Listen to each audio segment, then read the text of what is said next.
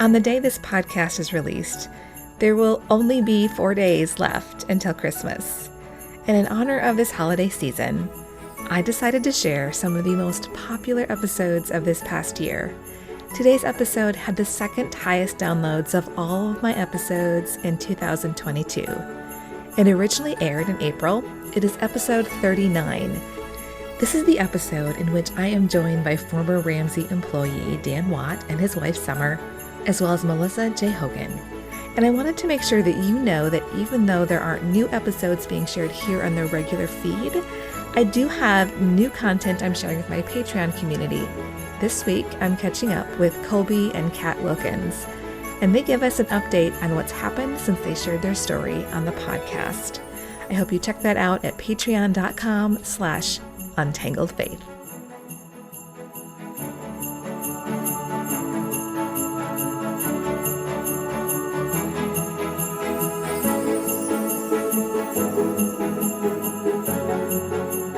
This is Amy Fritz, and you're listening to Untangled Faith, a podcast for anyone who has found themselves confused or disillusioned in their faith journey. If you want to hold on to your faith while untangling it from all the things that are not good and true, this is the place for you.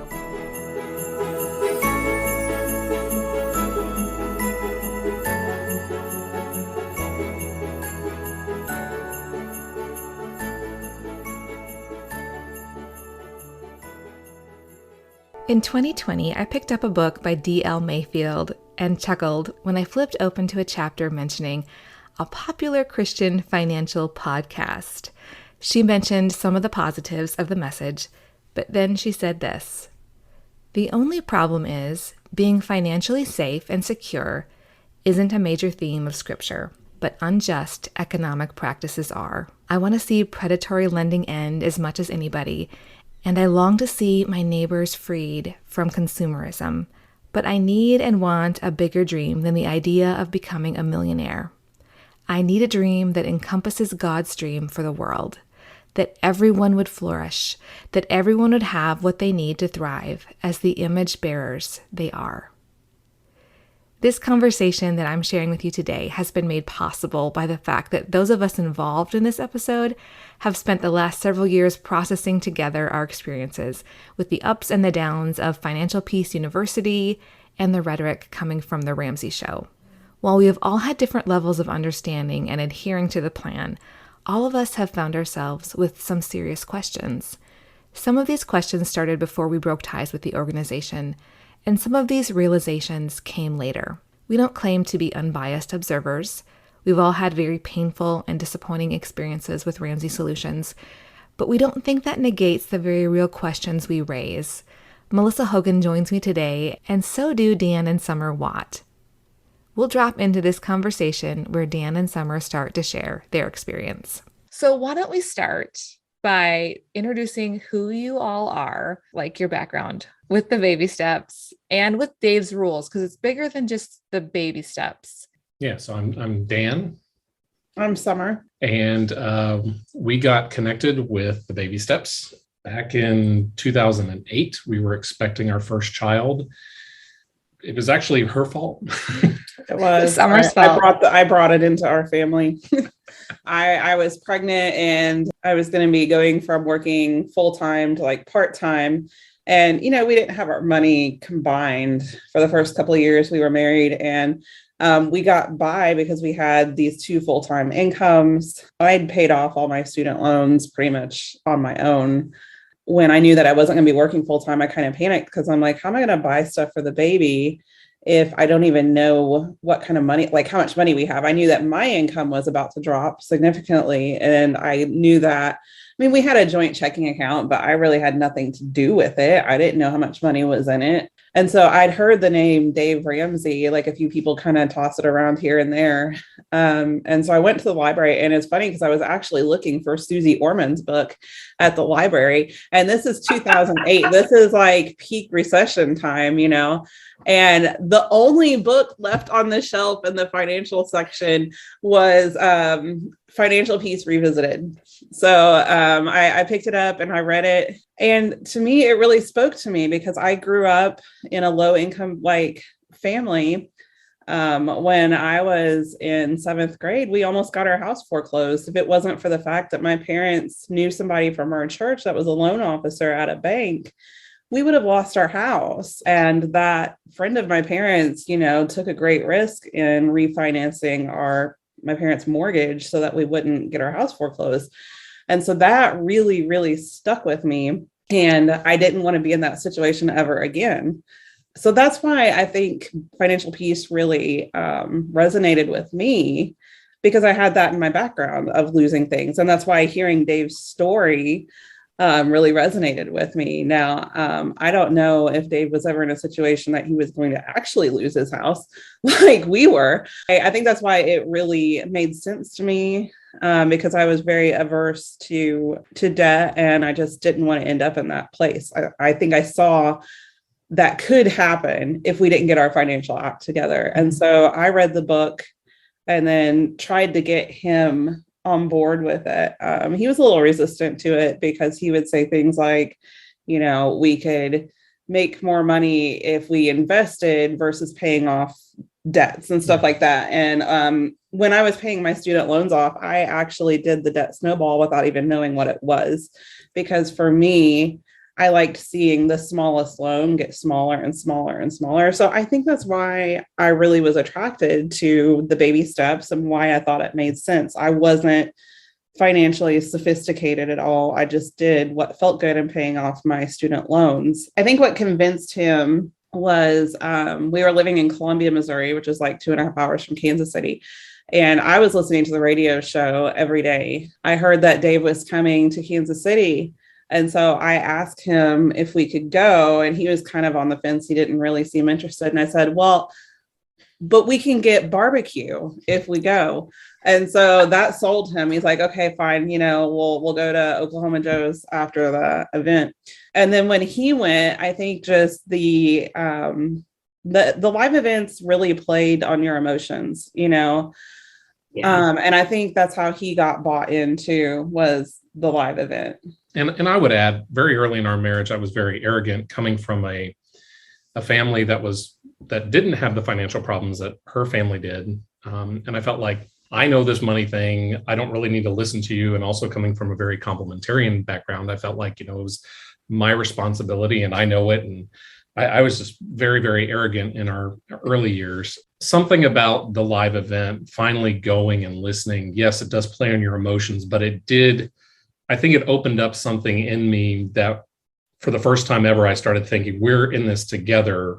We should be doing our financial journey together. And so regardless of how things played out in future years, I think that was a very valuable lesson that we learned very early on. We got on the program, 1.5 years later, heard an ad on the radio that they were hiring developers, moved to Tennessee, worked there for almost 10 years. And did you follow the baby steps then? We followed them probably closer, I would say, than most employees based on conversations I've had with others. I think we shifted around saving for college. We kind of aggressively paid our house off and pushed pause on some other things. So I wouldn't say we followed it to the letter, but very closely though. And I think the reason why I wanted to pay the house off was, like I said, you can't lose a house that you own. If you don't owe any money on it, the only way you lose your house is if you don't pay your taxes.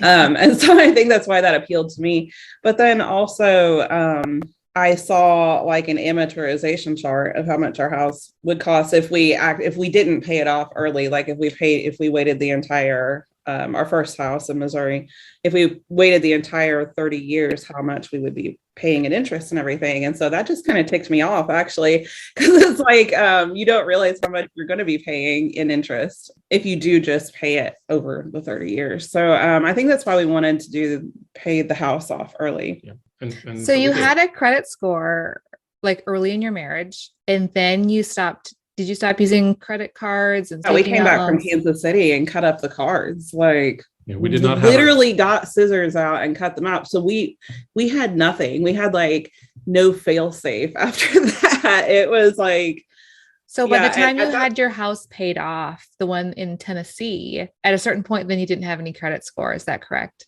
Yeah. So it took a couple months. Yeah. Out of order here, but we ultimately paid the house off in 2016. Okay. And we weren't keeping track of it super close, but our credit score did go to zero over the next year or so.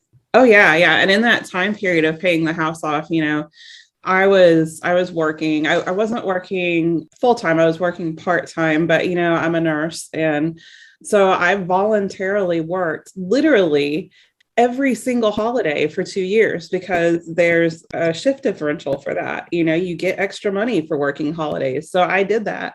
He was doing extra contract work, like literally working through his lunch break at work, working after work, getting up early and working. So, I mean, between the two of us, we had 4 jobs. Started out with 2 kids, or one kid. We just had the one when we started. And then when we paid the house off, we had 4. So in 2016, we had 4 kids. So we added 3 children to our family in that time period. Melissa, your experience, I'd love to hear your experience with finances and, obviously your intersection with the Ramsey organization. If people have listened to your podcast for a while, then they know that I was a Ramsey spouse. I actually had no idea who Dave Ramsey was. My parents had taught me to budget. I did our budgeting. I had always wanted things like that to be a very equal partnership in doing things, but that was not really how that worked out. My husband at the time really left all of that to me. And so I did our budgeting, paid our bills. We had, each had a credit card from college that, as one does, had things that rolled over from college. I did not have any college loans, but I had some loans from law school, and he had some college loans or grad school loans. Yeah. So I did our budgeting, but not knowing anything about who Dave Ramsey was. And then my husband at the time got a job there in 2005. Just a note regarding pay. Obviously, we don't know what kind of salary they're offering these days. In Dan and Summer's experience, they took a pay cut to work for Dave, and so did Melissa's former husband. He took a pay cut to go there from working at a bank. It was really tight for many years. And we had, right after he worked there, we had our second child. Then we had another child a year later. I remember doing our budgeting, and by the time we had 3 children, I had mastered it down to our grocery budget was $80 every 2 weeks for a family of 5. Now, granted, this was in 2007, 2008. But that was obviously when the market was bad and things were bad. So yeah, I shopped at Aldi. I had a list of all of the possible things we would buy, and I had exactly how much they cost. I would make the list before we would go, calculate the tax. If it was over $80, I would start crossing things off the list. And we did not buy bacon or orange juice or anything like that that was a luxury for many years. That was my experience with budgeting, but I never really knew exactly what the baby steps were or what the rules of Ramsey were. I had 3 small children, 2, then 3 small children. I had a child with health complications and then obviously was diagnosed with a terrible disease. So that was not really the forefront of my mind because I knew how to budget. And my husband at the time didn't really seem to care whether or not we followed the baby steps, which I found strange at the time. But again, I was like, okay. As you went along, did he become more involved in budgeting? And No. Did he ever come home and say, oh, we probably shouldn't be using credit cards anymore? No, I had a credit card. I had the same credit card I had since college, and I had paid it off, and I actually kept it. I was working as a lawyer when our kids were young and before that, But then, I started doing work from home, both legal work and consulting work. And so I kept the credit card and used it for business expenses. And I asked him on a couple of different occasions, hey, because I knew enough to know that Dave was not a credit card person. And especially as my husband at the time grew more prominent in the company, I was like, hey, should I really have this credit card? Like, isn't that inconsistent? And you're like, don't worry about it. But here's the thing. It was so good that I kept that credit card, because as anyone knows who leaves a marriage, you need a credit score. You really do. And as an advocate for people who sometimes can't advocate for themselves, for women that may need out of a toxic marriage, it really hamstrings them to not have financial resources and not to understand their financial resources, and certainly to not have access to credit. I think it's interesting. We have this similar experience here. The women were like the ones that sort of introduced the Dave Ramsey way to the family.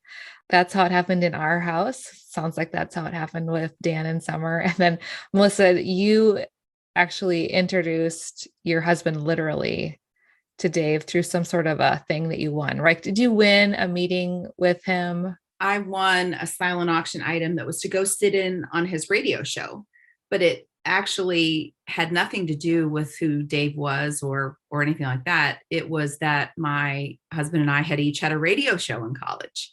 And I thought, oh, that's really fun. He can go sit in on the radio show. Now, when that story was spun a different direction, and I subsequently heard it years later, I was kind of like, that's not how that happened. But as one does in a place where you question yourself and you're told something else, I thought, well, maybe I misremembered that, but I did not. I can clearly say that now. And so for people that are listening, you've probably heard, some of you have heard of Financial Peace University, or you've heard of Dave Ramsey from his books or his radio show or podcast, however you consume that information. But Dan, could you kind of explain what some of the rules are besides like the order of the steps? Like, what are the things that are like kind of central to his teaching when it comes to things you should or shouldn't do? The core is really the 7 baby steps. Okay. And I've got them up right here for the people who don't know what they are. I don't know what they are, so I'll be listening. Melissa needs to know. Well, you're never supposed to co-sign on a loan for somebody.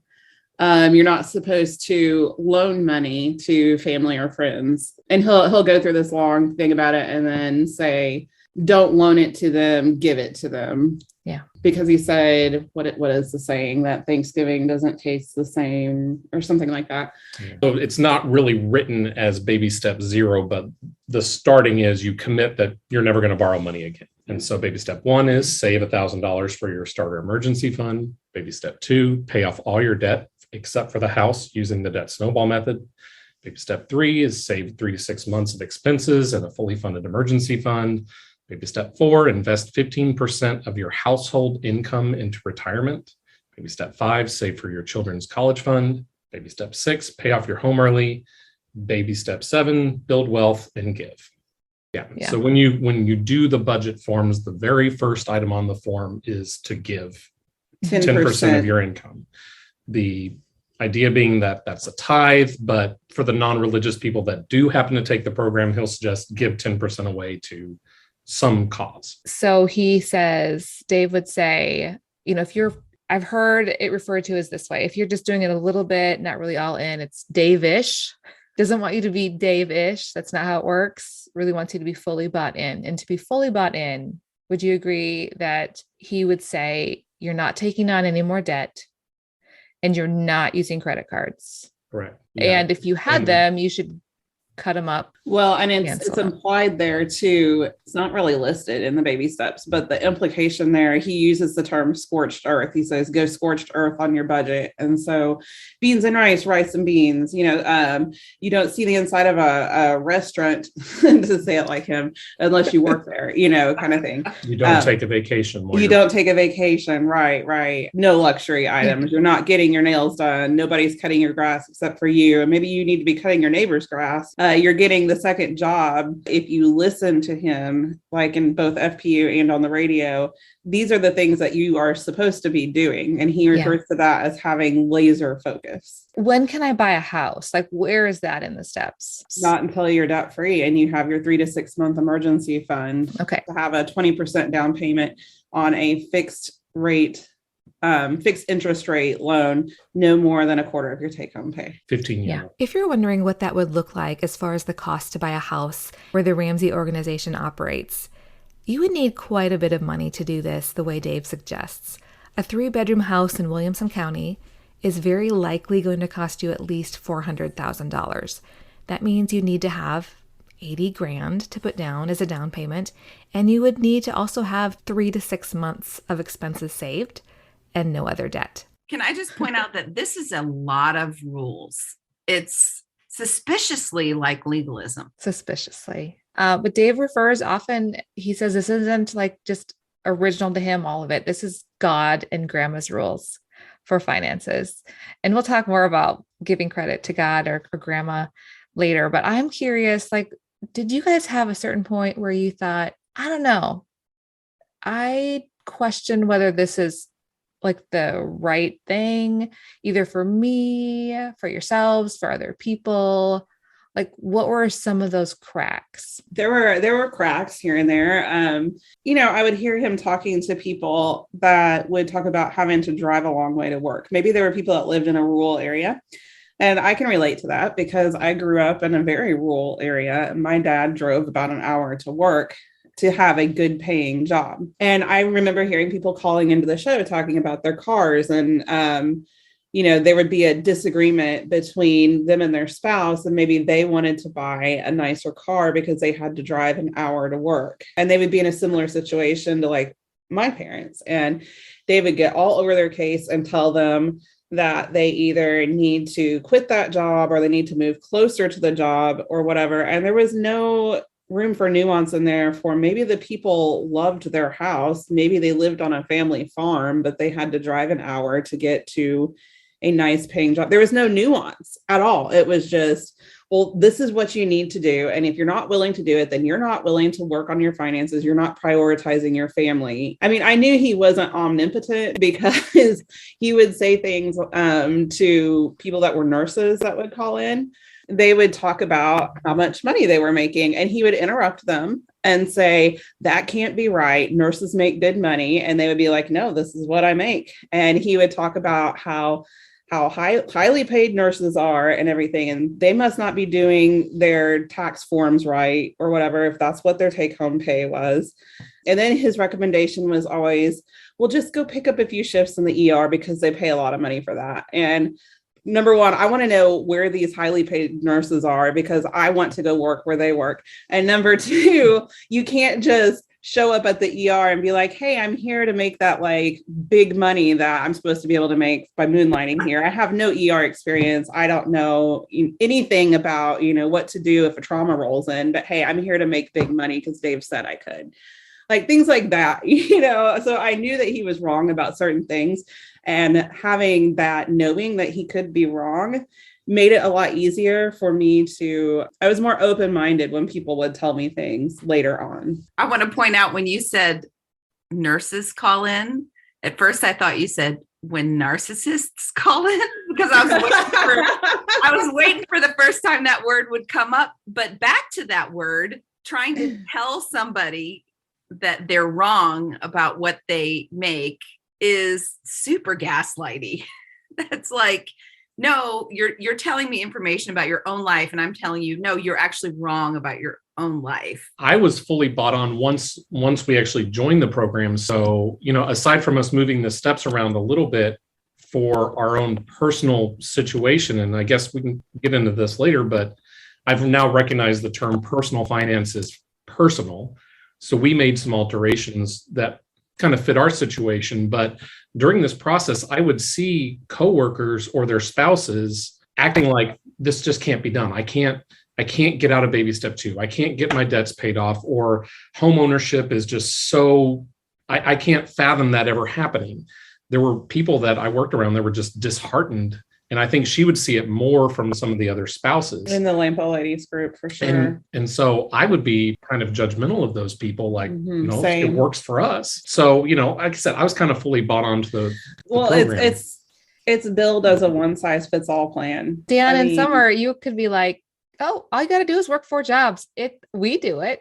I know. Well, we were like the poster children, because we paid our house off in 2016. But how old were we? I'm trying to think. How old were we? We were under 35. Yeah. Not everybody is in that situation you would have been in, where Dan's experience and his skills were in software engineering. And he's really good at it. There's always things that you can pick up with that. In summer, you were trained as a nurse. As long as you are, as there are shifts that are open in areas that you were trained for, and it seems like there's always a need, you could pick up. Both of us had skills that we could do hours out of a normal 8 to 5 or 9 to 5. Well, right. Because I worked a lot. I worked night shift at that time, and I worked a lot of weekend shifts. And then I worked all those holidays too, because they give you a shift differential for the holidays and for the weekends as well. So I mean, we had that, but we also had the advantage that I was the only one that brought debt into our marriage. Like, he was fortunate that his parents paid for his college, and then he was given a hand-me-down car when he graduated from college. So he actually brought positive, income. Like, I had like 60 grand in student loan debt, and I had a car loan when we got married. And then he actually had money saved up. We were fortunate. We weren't a dual student loan family. Yeah. And again, we're talking 2010 numbers. I brought into the marriage, I don't know, probably a positive of $30,000 of either cash, stocks, vehicle, etc. Right. Because his parents were older when he was born. They were well established when he was born. And so they, started savings for him. They paid for his college. And then they also just had savings that when he graduated from college, that was just for him. And we used that as the down payment for our very first house. Right. He brought in financial net worth, and he brought in career net worth. I think this goes to one of the issues we'll probably talk about in terms of how it does or doesn't work with systemic poverty, because you look at, like, you guys were the poster children and, had things that you brought in that made it possible for that to work, it seems like. Right. And we're talking 2010 numbers, not 2022 numbers. The times have changed, and just the cost of college and housing and everything else has gotten crazy expensive just in the last couple of years. Right. Like, our house that we bought in Tennessee, we bought a house in a town during a time that, there's this big GM plant that's been shut down for years. Spring Hill, like, almost everything on the market was either in foreclosure or short sale when we bought our house. So we got a great house for like an amazingly cheap price. It appreciated a lot from the time we bought it until the time that we sold it when we moved. Yeah, but I think also with my financial background and me having student loan debt, it would have been a very different situation if I had married somebody that had a similar financial situation to me, and it might not have worked out so well. So then I wouldn't have been one half of the poster children. We were very fortunate, like I said, the lack of him having debt. And then we had a good down payment for our first house when we got married because his parents had saved for him. Or, for example, like, what if you had become disabled, Summer? What if you had become disabled from high medical bills and then you also couldn't work? I mean, there's just so many variables that can happen in people's lives. Or if, something unspeakable happened and we got divorced. Yeah. Yeah. And no credit. There's nuance and uncertainty that you can't plan for, I think to Melissa's point about the credit score and divorce, we never tracked her credit score. I would occasionally look at mine. I would pay, the $20 or whatever it was to look at it. But our mortgage was in my name. And we didn't have a car loan. We didn't have any student loans. We didn't have a credit card. So her score probably was zero for a lot longer before we even had the house paid for. Was our house in Missouri? I think it might have been in both of our names. It was because I had paid off my student loans. And so I had a really good credit score because I had paid a lot of money off in student loans. The circumstances of us buying our house in Tennessee, I think it made more sense to just have my name on the loan. But we weren't even considering that would cause her score to go to zero a lot faster. My ex-husband's name was the only name on the loan because I wasn't working at the time. I had children at home. Thankfully, we were both on the deed. His was the only name on the loan. And so if I had not kept that credit card my entire marriage, I would not have had a credit score. And the effects for someone coming out of a marriage, that would have been really, really challenging. Oh yeah, absolutely. Like if you had needed to get an apartment or something. Right. And I had to refinance my house. And so I wouldn't have been able to refinance my house without a credit score. Yeah, because when it comes to a divorce settlement, oftentimes one person keeps the house, but it results in needing to refinance and get money out for the other individual. But if you hadn't been on the deed of the house and you had needed an apartment or something with a zero credit score, this happens to women. If they're in that situation and they need an apartment, they can't get an apartment, and it's going to be hard for them to get utilities in their name. And if they're women that they've been stay-at-home mom the whole time, so then they don't have the work experience, or they have a huge gap in their resume, it's going to be really hard for them. Yeah, it makes it really tricky. We didn't have time to cover all of this in our conversation, but Dan and Summer moved in 2020. They put their paid-for house on the market and ran into quite a few roadblocks in getting a mortgage on a new home due to the fact that they didn't have a credit score. Dan wrote an article about that experience on his website, and I will link to that in the show notes. Okay, so this probably doesn't apply to Melissa, but for you, Summer and Dan, when you were working on getting out of debt, was there ever a time that you put all of your money except for $1,000 into your debt? So we did have one thing that came up. She had a loan that was forgivable so long as she worked full-time. And she had switched to part-time when we had our children. And the state finally caught up to us, and we had kind of forgotten about it. And they caught up to us and they said, you owe us X number of dollars for, the fact that you've only been working part-time for the past couple of years. I had come into the marriage with some savings. Jobs that I had had in high school and college and such. I had banked some of that money and then invested it in tech stocks. Dave would say you shouldn't be in single stocks. Well, I was still in single stocks at this point. The amount of money that I had in the stock market was almost exactly the amount that she owed back to the state for this loan. And it was a real moment of clarity for me to realize that we were still a few months in the program here. Even though it was my money that I had saved up during high school and college, it was actually our money because I had brought it into the marriage, just like it was not just her debt, it was our debt. And so that was a real good moment of clarity for me. But yes, we actually liquidated assets to get rid of the debt. We sold my car. I had a car that I loved. We sold it and we bought a $1,500 1993 Toyota Camry with 300,000 miles on it. It was a beater car. Yeah. Your Dave car. I'm still a little sad about selling my Honda. But at the time though, I was so bought into it and I felt guilty. I think that's one of the things is, I think it puts guilt and shame on you for your debt. I didn't really want to, but I was like, well, we should sell this because, I want to chase that rabbit. It's because it's not really a rabbit trail. It's one of the main reasons we're here is to really process through, and correct me if I'm wrong, Summer, that guilt and shame comes from this belief that you were doing finances wrong. When you frame something as God's way, it's hard to argue against doing it that way. And then it does bring some of that guilt and shame if you're not doing it or don't feel like it's working. He refers to debt as pain. And so I was the one that had all of this debt that from school and then my car.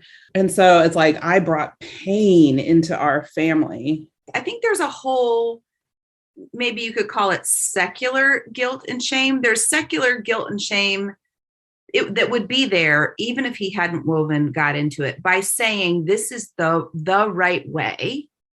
And the implication being, if you're doing it some other way, you're doing it the wrong way. Well, I think the baby steps have some truth in them. It doesn't make them the truth. So I think there would be guilt and shame, even if he didn't weave God into it. But I feel like it gets 10 times worse when you say this is God's way, not just the right way. This is God's way. So then, not only if you're not doing it this way, you're doing it the wrong way, you also may be sinning and you may be going against your faith if you're doing it some way other than this. Then I have to look at what he says as synonymous with what God says, which is all sorts of wrong. And I think that is where the damage is done to people's psyches, to people's faith. And that's why I get really fired up about it.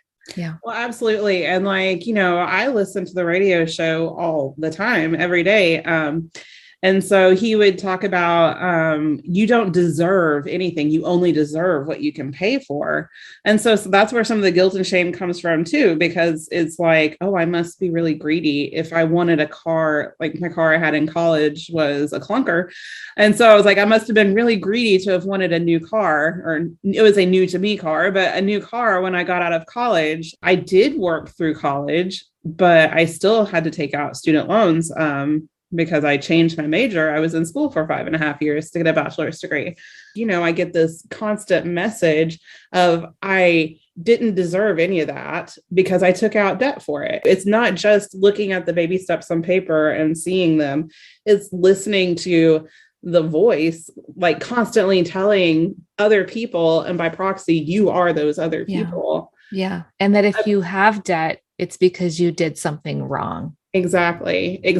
And that your debt equals pain. Yeah, I think the danger is when you start making, like Melissa said, when you mix the Bible in, or when you mix whatever spiritual, framework you're within. Mm-hmm. If you say this is God's way of doing things, that's an incredibly high bar to set. If you're in this situation where I'm in debt, I'm stressed out because of that, you maybe cut off some of your critical thinking, and you don't think about what is the entirety of my spiritual heritage, the Bible, say about this. You hear some cherry-picked verses, the borrower is slave to the lender, a couple other proverbs scattered here and there that you kind of skip over. The Bible says a whole lot more about money than what Dave Ramsey chooses to quote from.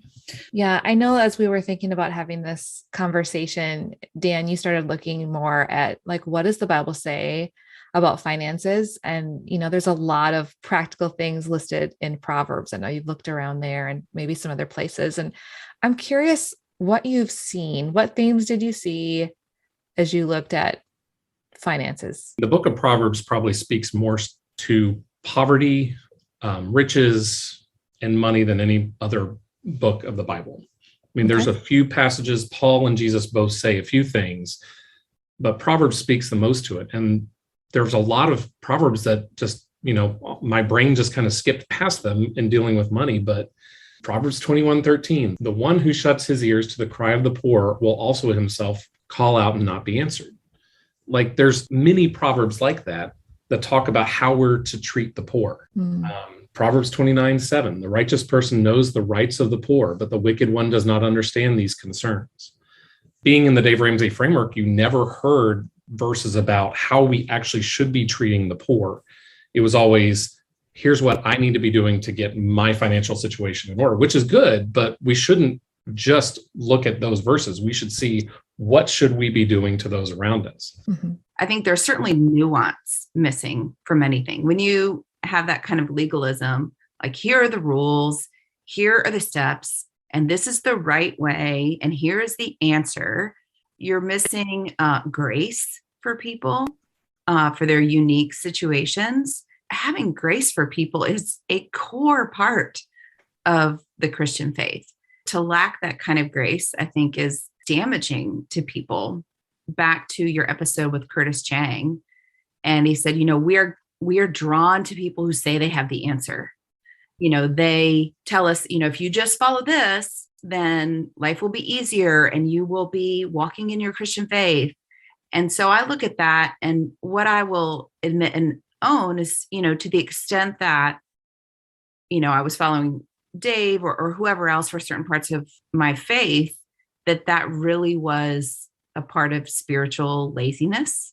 Having discernment about any area of our life is difficult. It requires thought and study and prayer, whether that's finances, whether that's how best to love somebody. It's a lot easier to just go, oh, that person has the answer. And if I just do that, wow, I've done it. I've checked that box. But to have that discernment, it takes work and it takes uncertainty. You have to live in that uncertainty of like, am I doing the right thing? And it requires, I feel like, to stay connected to the Lord through prayer, because you don't have the answer. And it's way easier to look to someone who says they have the answer. I think the thing that really made me start to think deeply about some of the things that are broken about the system, I just could not imagine an answer to what to do with a person that is really in poverty.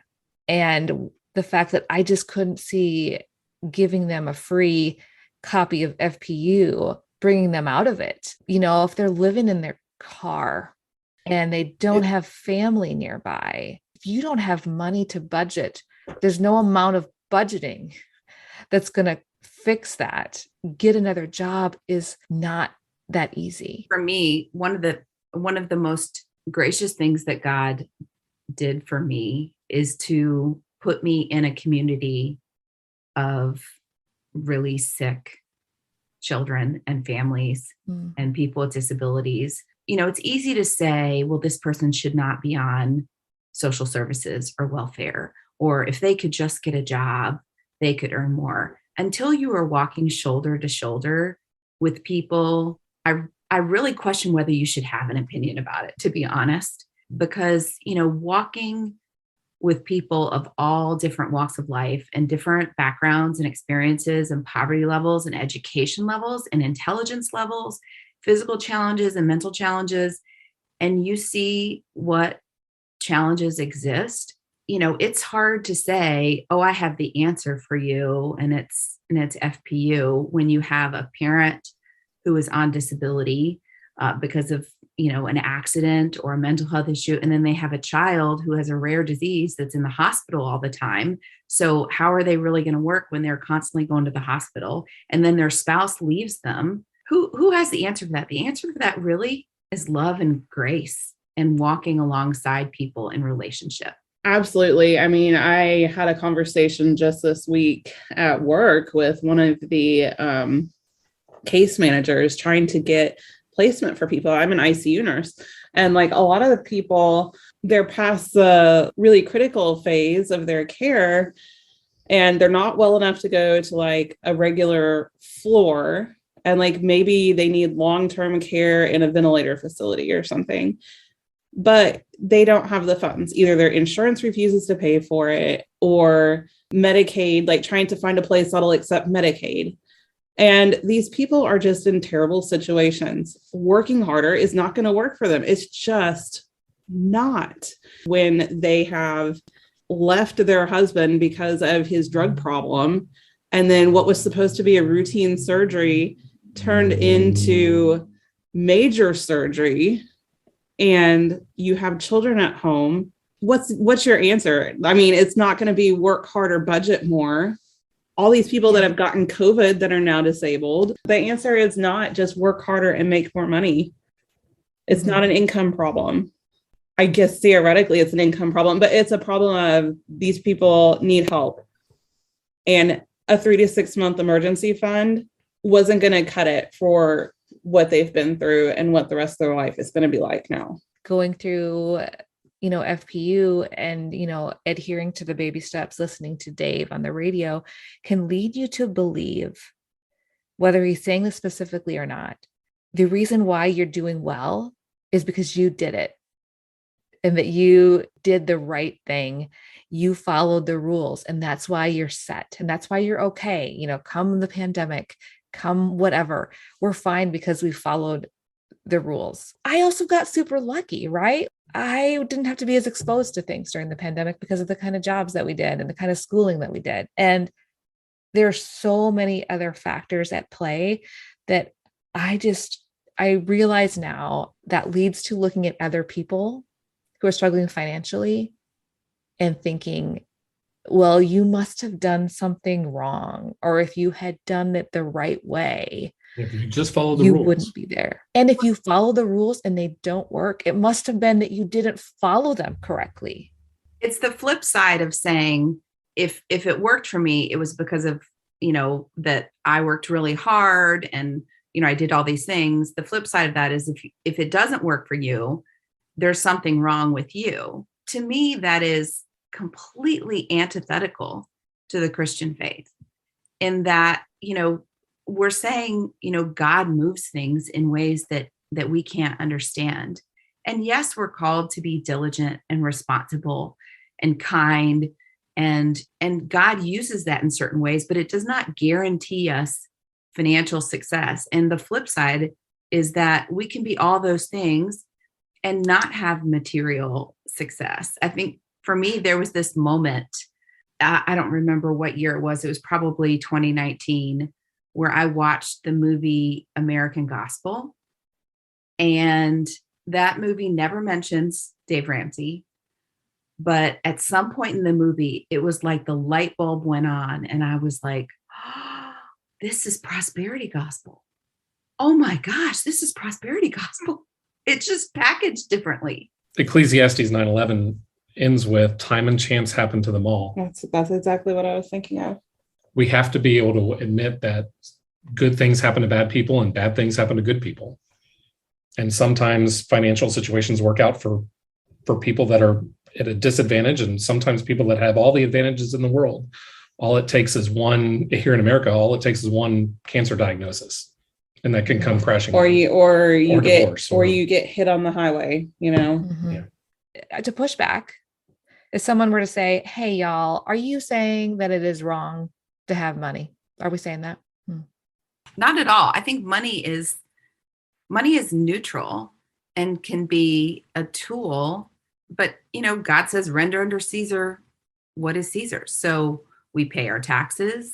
We live out our life with money just how we live out our life with anything else. Be diligent and responsible and loving and doing justice and having, ongoing discernment about how to operate with it. Yeah. And I think it's just a matter of, you have to understand it's not permanent, it's temporary. I mean, if you're a Christian, you're supposed to believe that everything is temporary. Even our money. Our money is temporary. We saw this with the power grid failure in Texas last year. If the power grid had completely failed and been failed for a couple of months, like it was down for a couple of months, Texas would have turned into a third world country. And that could happen anywhere in the US, So your money is not going to save you. Even if you work and you have all of this money, if something happens and our system that money is all pointless. It's not worth anything. And so I don't think your security can be in your wealth. I mean, the Bible has a lot to say about that, about your security not being in your wealth. But I feel like this plan, it relies on the wealth to be your security. It's like the wealth has become your God. But no, I don't think the money itself is wrong. I think you just have to have a firm understanding that it's temporary and it could go away. And what really matters is what you've been doing with the money and what you've been doing with your life. It's always about like, what is our goal too? I mean, it's one thing to say, I want to be responsible with my money and pay my debts as they're due, provide for my family and be able to buy groceries and have a house. But it's a whole another thing to say, I want to be a millionaire, because, I tend to go to 1 Timothy 6:9, which is those who want to get rich fall into temptation and a trap and into many foolish and harmful desires that plunge people into ruin and destruction. And I think I know I've seen that. Mm-hmm. In preparing for this, just yesterday, I saw a chart pop up in my feed, and it's from the World Inequality Database, and they rank income across the entire planet. And if you make more, according to their data, if you make $100,000 or more, which software engineers by themselves typically do, you are in the 90th percentile or the top 10% of the United States in terms of income. You're in the top 2 or 3% across the entire world.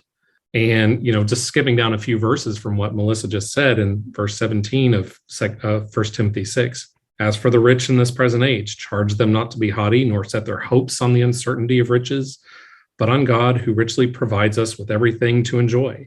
They are to do good, to be rich in good works, to be generous and ready to share. It's a charge for me. I need to be doing more to help others with what we've been given. To what you said, Melissa, trying to follow rules doesn't result in that close relationship and deep thinking and deep prayer and listening to the Holy Spirit guiding you and saying, what are these principles that I have learned in Scripture, and who has God placed in my life, and how does He want my money to be used beyond just that 10%, that it's all God's to begin with, instead of thinking this much is mine, do with whatever I want with, and this much is God's to do what He wants with, to hold the whole thing with an open hand, knowing it could be taken away at any time. As you're doing that, whether you do a budget meeting or not, how am I serving God with this money?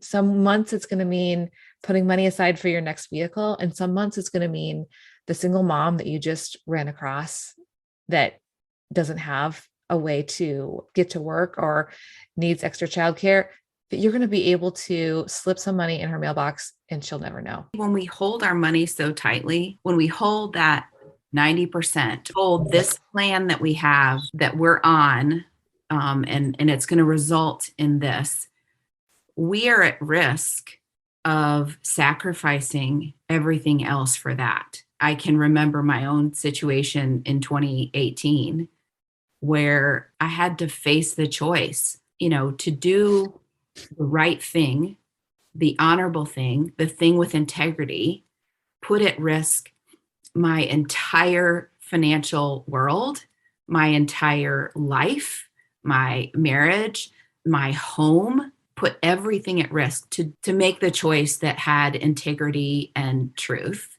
That's a hard thing. And I'm not trying to pat myself on the back. I'm saying that's always a hard thing, that, if we hold that money tightly, it makes it that much harder to place things at risk in order to honor the Lord, in order to do the things that He calls us to do that aren't related to money, tell the truth and protect the vulnerable and have integrity to everyone around you. As we wrap this up, how is your approach and your thinking when it comes to finances, especially you guys, Dan and Summer?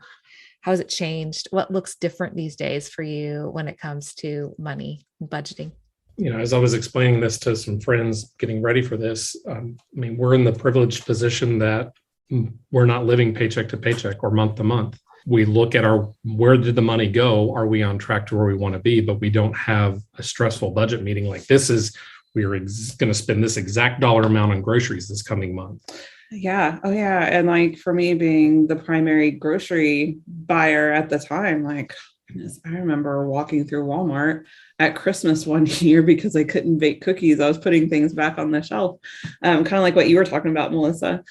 And so, yeah, we don't do that monthly budget meeting anymore. But I think for me personally, I can't speak for Dan, but for me personally, I am a lot less judgmental and I have a lot more grace for people about their money choices. I believe that you have to do what's best for your family. If you are thinking carefully about how to spend your money and you're doing, sometimes what's best for your family isn't what's best for another family. And that's okay. It's not a cookie cutter thing. You don't have to do these rules or you're a bad person or you're irresponsible. As we were finishing up our conversation, I mentioned the one thing we did that most helped our finances. Probably the best financial choice we made was to not wait to buy our house. And that was not what Dave. How many people do we know that have said if they had followed that advice with housing, they would not have made an extraordinary amount Yeah. of capital and wealth for their families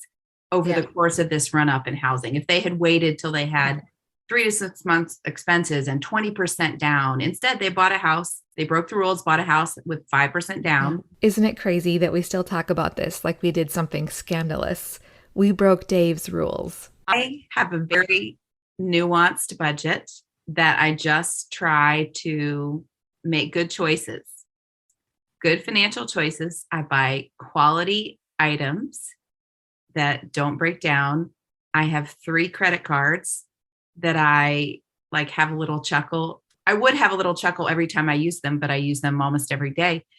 I think last year I got in cash back double what Dave used to give us for Christmas, which I think is really funny.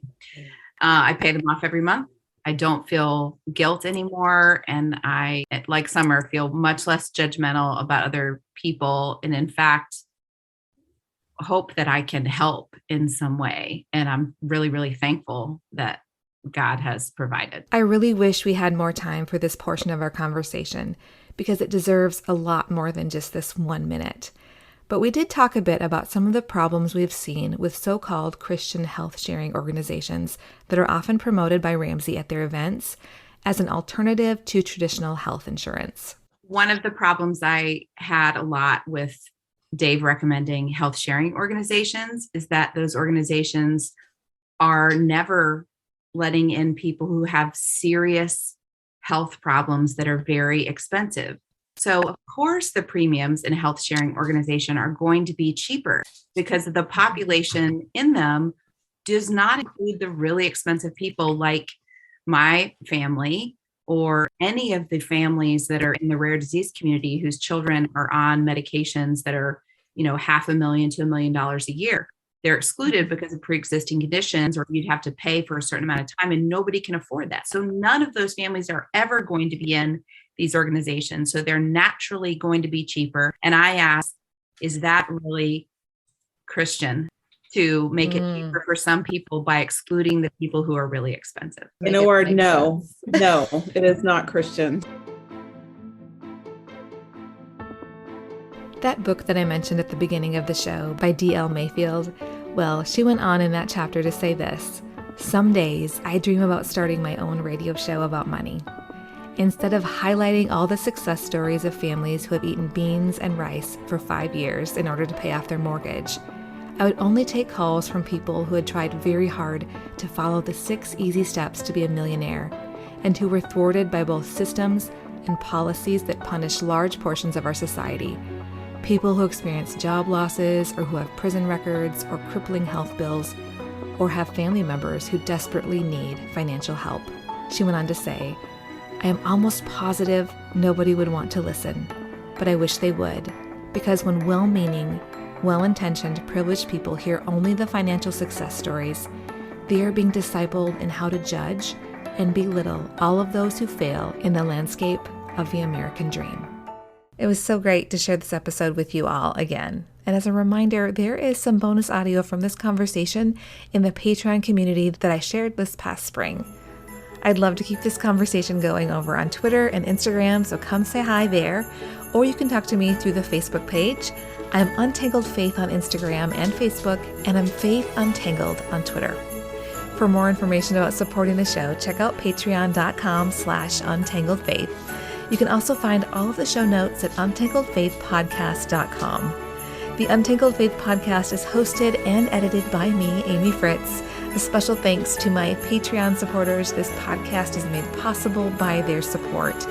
And a special thank you to my producers, Michelle Pionic, Phil and Susan Perdue, Pamela Forsyth, and Shelley Taylor. Thanks so much for listening. I'll see you next week. Merry Christmas.